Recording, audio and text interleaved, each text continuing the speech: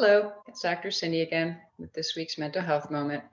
So, for the past several weeks, we've been working on connecting to and healing painful emotions from the past in order to help change your mindset about yourself and to correct misperceptions of being inadequate, unworthy, and unlovable so that these don't continue to so strongly influence your current experiences. But emotional hurts don't usually happen in a vacuum. They tend to occur within the context of relationships and interactions with others.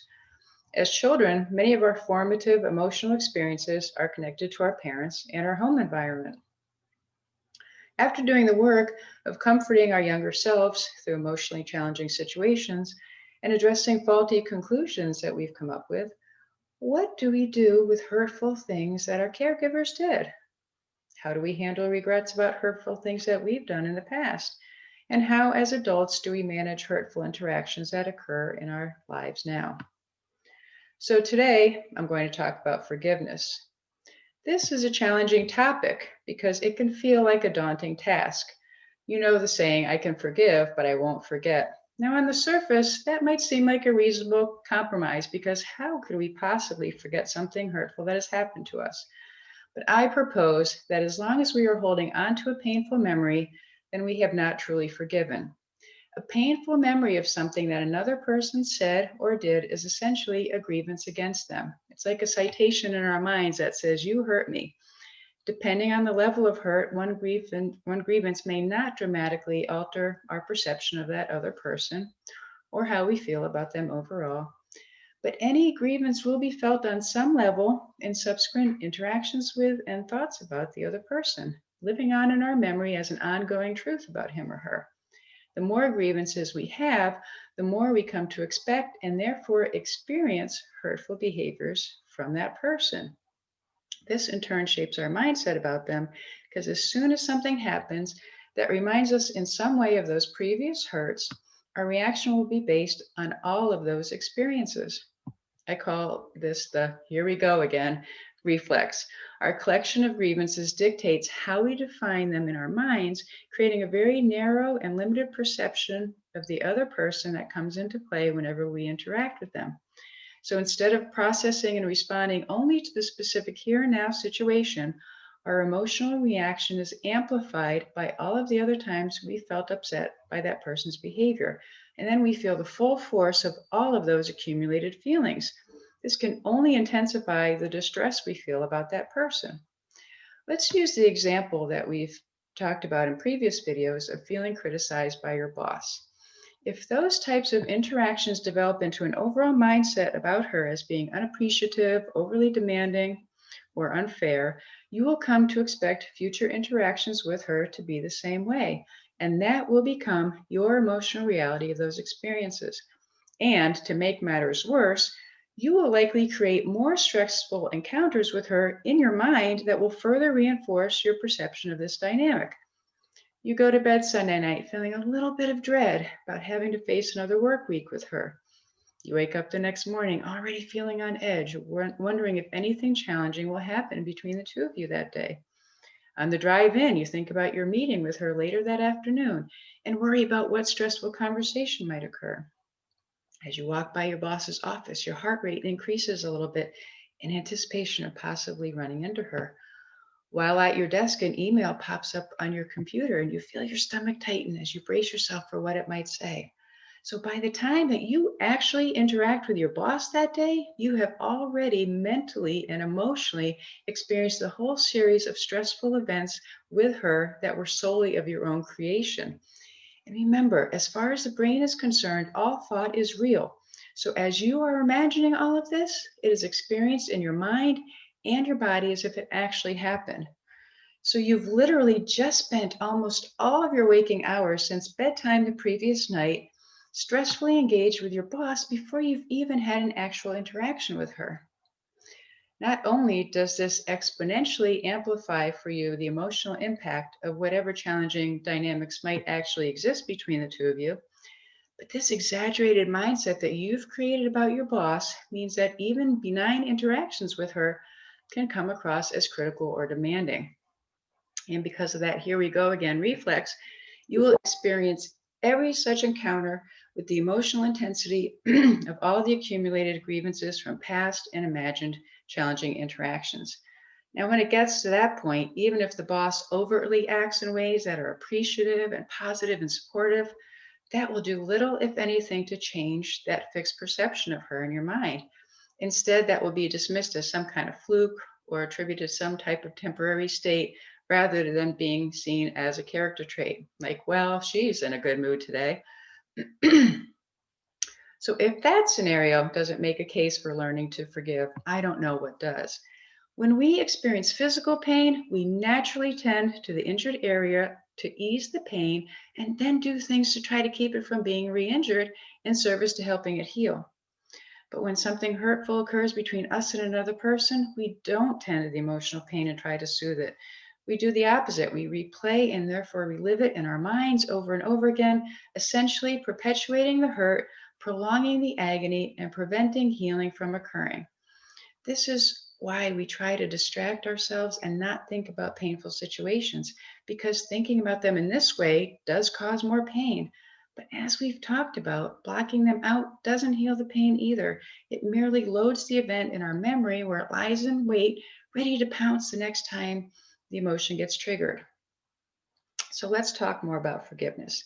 People often struggle to forgive because they equate it with letting that person get away with the hurtful behavior, as if our continued grievance against them is somehow a punishment that holds them accountable for their crime. Now, while there may be ways that holding on to anger does adversely affect the person you feel hurt by, is that worth what it does to you? Because if something causes you pain, it will keep you in pain for as long as you're holding on to it. So, who is really suffering here?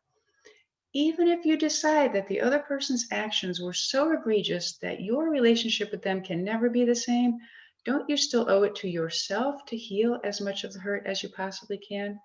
You can forgive someone and also decide you don't want them in your life anymore.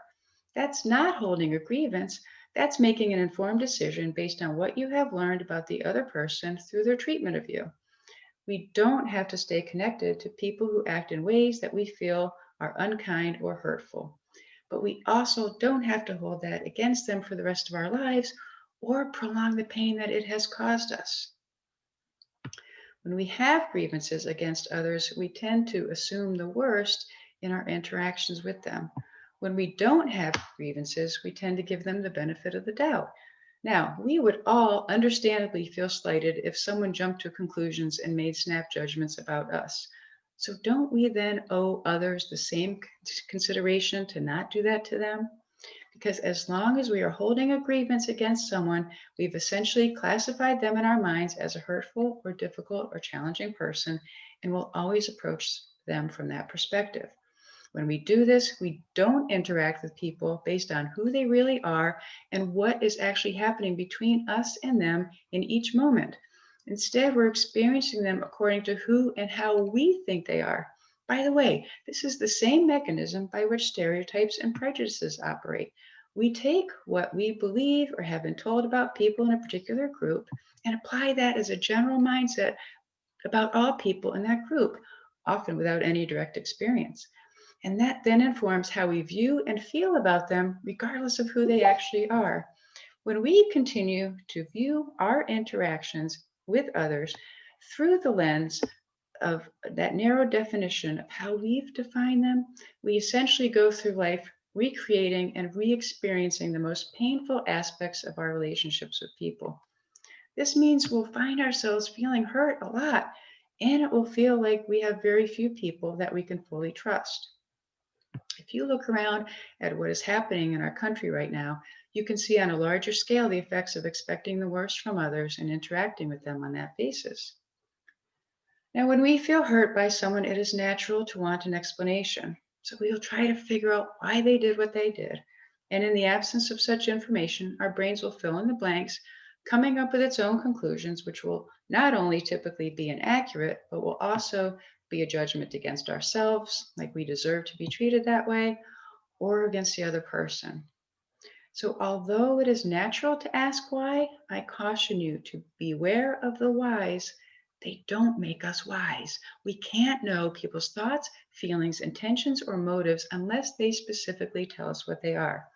When we try to make sense of that solely through our perceptions and interpretations, the explanations will always be based on our own personal beliefs and experiences. And we will more often than not go into the dark recesses of our brain where painful memories reside as a source of that information. And that won't turn out well for us or for the other person.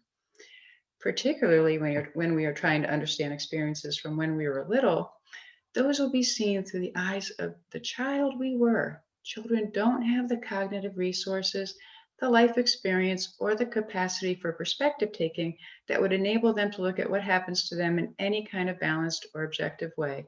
And honestly, it's challenging enough for us to do that as adults when difficult feelings are involved. Additionally, getting an explanation is generally not sufficient for healing and forgiveness to occur. So even asking the other person why they did what they did will not give the resolution you're looking for. If you think about a time that someone you cared about did something that felt really hurtful to you, was there any explanation that person could give that would have made you feel okay about what happened? Probably not, because from an emotional perspective, there's never a good reason for someone to hurt us. And when the other person offers reasons for their behavior, we usually view those as excuses, not explanations, because again, from an emotional point of view, nothing can justify the hurt. But since the brain perceives all pain as a problem to be solved, it will want to know who's to blame and how to make it go away. And if it decides you're to blame, then what? You feel unworthy, shamed, inadequate, because essentially that means you deserve to be hurt. If in your mind the other person is to blame, then what? You feel angry, betrayed, hurt, and resentful toward them. In either case, that leads to more emotional pain, not less. And then that becomes an even bigger problem that your brain will try to resolve. That's why internal ruminating about an incident and external questioning of the other person occurs. The brain is seeking more information in the hopes of using that to make the pain go away. So, as we're trying to understand why the person did what they did, our deeper question is really, how could you do this to me? And what could possibly be an acceptable answer to that? And remember, emotions don't respond to logic and reason, only comfort and compassion. Emotional healing is an inside job, and whenever we look outside of ourselves for a way to feel better, we are looking in the wrong direction. So, as long as we focus on wanting answers for what happened, we remain actively in pain because no amount of information will lead to resolution of those feelings. By the way, no apology can do that either. But our brains are persistent, so when there's no more information to be gathered and we are still in pain, it will come to the only other solution it can think of for the pain to be resolved. And that's for the hurtful event to not have happened in the first place. Think about that for a moment.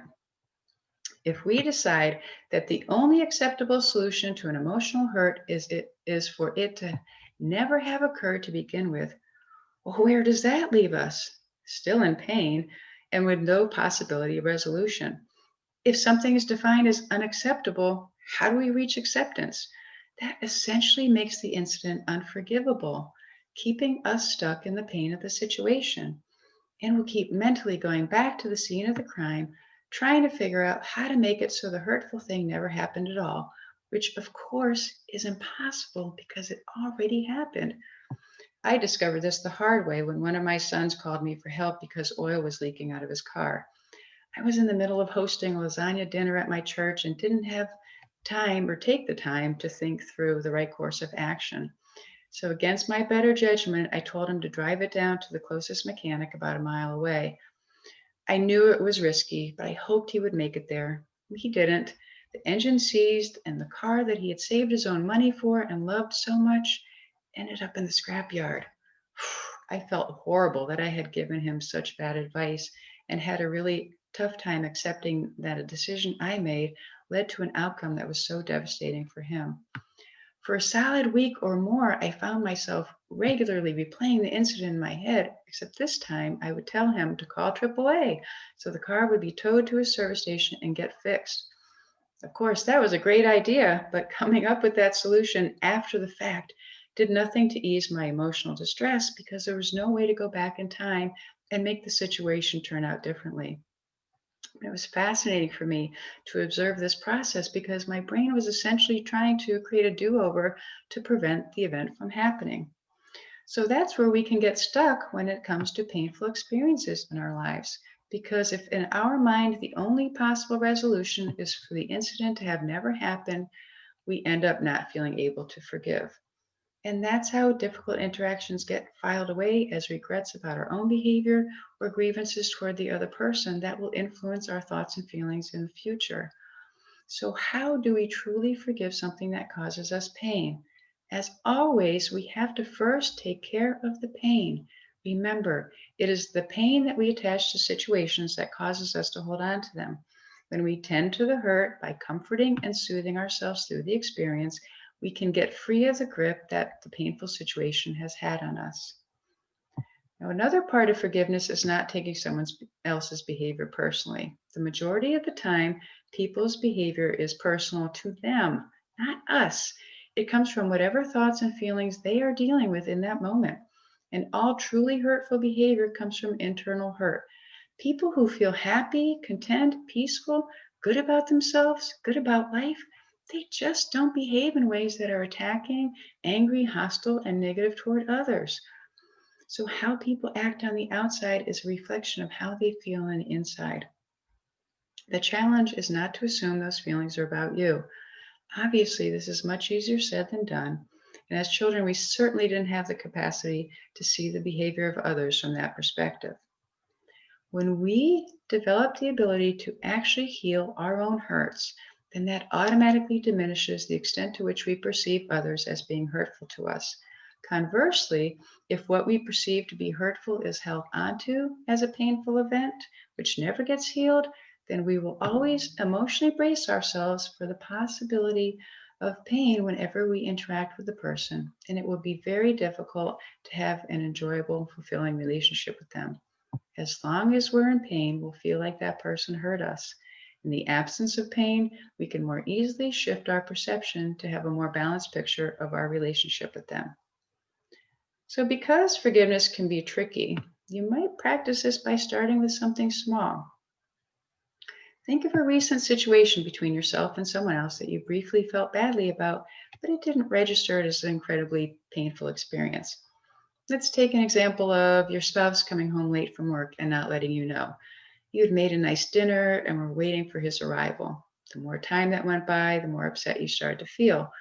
Ask yourself, how was I feeling? Angry and hurt and irritated. What was I thinking about him? That he's rude, insensitive, and inconsiderate. How did I relate that to me? He doesn't care about my feelings, doesn't value or appreciate me. And then what did this make me feel about myself? Unimportant, insignificant, taken for granted. Like I don't matter enough, even for a simple phone call. Once you have done that, you're going to connect to your heart and you're going to really try to get in touch with those deeper feelings. Then tend to the hurt by providing comfort and compassion to feeling unappreciated, insignificant, and unimportant. Now, if this was a one time incident, the feelings will probably be soothed fairly quickly. But it's more likely the case that this type of situation has happened before, or that it's touching other times in your life that you've had those feelings about yourself, which is why it even caused distress and judgment to begin with. So your brain might come in with thoughts about your husband like, he always does this, he never thinks about how I feel, he doesn't really care about me.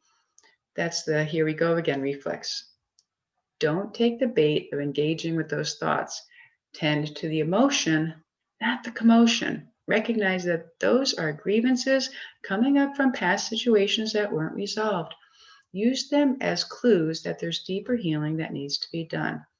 Tend to that hurt until you feel more at peace. Then see if you can shift the lens from one that has zoomed in so closely on what you've perceived to be your husband's uncaring behavior.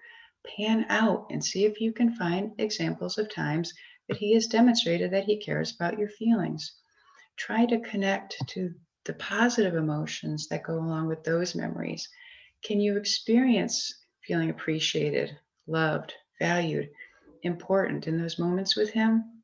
If so, use that to expand the mindset you hold about him as it relates to this specific situation. If you know that he values and appreciates you, then his being late is not about his attitude toward you at all. And it is definitely not a reflection of how important you are to him. So maybe he's not actually a guy who doesn't care about you, but simply one who's not great about managing his time. Now, will it still be irritating the next time he's late? Probably, but it's much easier to forgive a small transgression than a big hurt. So anything you can do to right size a challenging interaction can only serve you moving forward. So spend some time this week seeing if there are some small grievances that you can resolve for yourself. Forgiveness is hard, but not forgiving is even harder. And if doing the work frees you from pain and enables you to have more rewarding and authentic relationships, then it is well worth the time and effort to try to do so. Thanks so much. Take care, and I'll see you next week.